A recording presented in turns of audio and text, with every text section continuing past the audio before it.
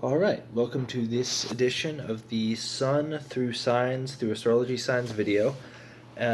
Yesterday we did Capricorn, and today I'm going to be talking about what happens when your Sun sign is in the sign of Aquarius in your horoscope. Okay, so Sun in Aquarius. These people. So firstly, I guess, what is Sun? Sun is creative spark. It's your ego, it's your sense of self, sense of identity, and it's your personal method of self-expression. What is the sign of Aquarius? The sign of Aquarius is an air sign. It is a fixed air sign ruled by the planet Saturn, and it also has two co-rulers. Some people don't use the co-rulers, but I find them to be helpful, and I've built a whole system around them, which I'll get into later. But here we go. So firstly, the co-rulers of the sign of Aquarius are Uranus and the north node of the moon. So Saturn, which is the main ruler of Aquarius, is about systems, it's about delays, it's about society and laws and delayed gratification. It is the sort of negative aspect of culture in that it imposes limits, and specifically social limits. It's one of the social planets. The other one being Jupiter, which is more like the positive representation of culture.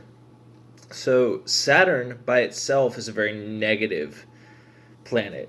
If you were to think of Saturn as a person, it would be somebody along the lines of Ebenezer Scrooge. Very conservative, very miserly, hardworking. Saturn tends to value work a lot, and it's about time and cycles and time well spent and all that stuff, and judgment, strict social judgment.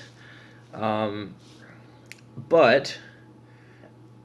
for that reason, the sign of Capricorn is typically quite negative.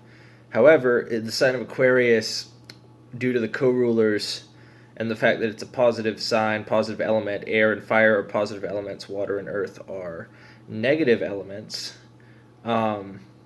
The more positive sign of Aquarius has these other two co-rulers. Uranus, which is a side of Saturn, kind of, that is, like, they're similar archetypes. When I say Uranus or North Node or sides of Saturn, I mean, those archetypes are like sort of sub-archetypes under the Saturn archetype. Like, they're in the same category, basically.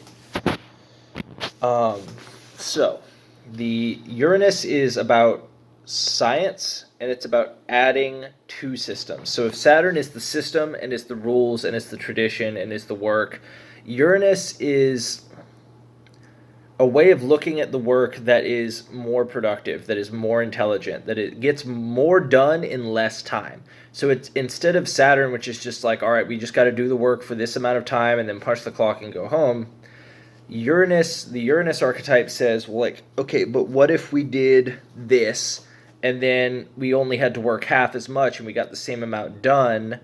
Can I still get paid for doing that amount because I proposed this idea? So that's what Uranus is. It's things that add to the system and make it more efficient. Scientists. That's why a lot of people with the Sun in Aquarius find themselves, even if they're not necessarily like a state-sponsored, government-sponsored, PhD-carrying scientist, they are still typically scientifically minded in whatever they choose to do. You also see a lot of entrepreneurs and people who have side hustles and that kind of thing from this placement. Now, the other side of this Saturn placement is the north node of the moon. So what is the north node of the moon? The north node of the moon is I could do several videos on this, but basically it is a point in the sky, like the ascendant and the south node. These are not real, like, you can't see them. You can't look up and see, oh, there's the north node of the moon or the south node of the moon. They're mathematically calculated points. They're also around the time when eclipses happen. They're related to eclipses, but either way, the north node of the moon in astrology represents the archetype of kind of like, I don't want to say a con artist, but that's kind of what it is. So in the way that Uranus wants to scientifically and morally sort of add to the system, North Node kind of wants to exploit the system, and it wants to get the fastest possible gain. Like, it's kind of Uranus taken to the extreme in a way, because it wants the most for the least work. And it's also a very immoral energy. So certain planets, they operate, when their archetype is active in you, they operate in a more moral way. And meaning they won't cheat, they won't lie, they won't steal, they won't cut people, they won't basically they won't engage in practices that are essentially immoral. The North Node is not like that. The North Node does not care what it has to do to get what it wants, and it just kind of does whatever it wants to get its goals. Which, and its goals are, it wants the most for the least. So the North Node will sell you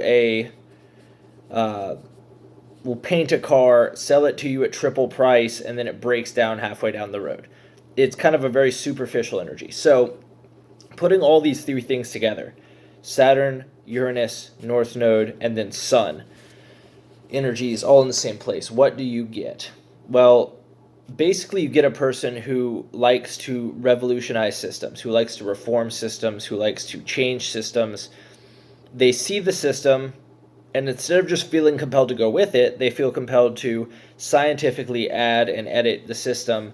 And there can be a little bit of an ego streak here, because remember, the opposite of Aquarius is Leo, and the opposite of wherever the sun is gets a debilitation from the sun's opposition, no matter if there's a planet there or not.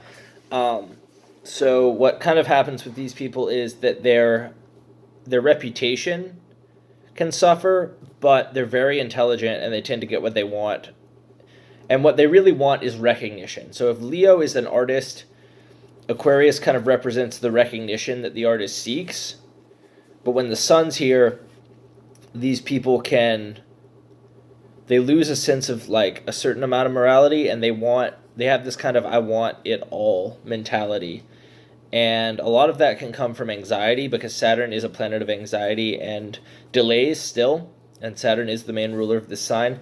But they're not bad people. They have a lot of desires, and they want to get them in the most efficient way, and they're very intelligent, because this is an air sign. Air is about intelligence and thought and teamwork and communication. And these people are basically, they want it all. And they're very driven to get that, but they don't want to work very hard for it. They want to use the system, exploit the system, get reputation, and because of that, their personal reputation can take a little bit of a hit, but not in a bad way, and they usually do get what they want. So that was my video on Sun in the sign of Aquarius. Tune in next time.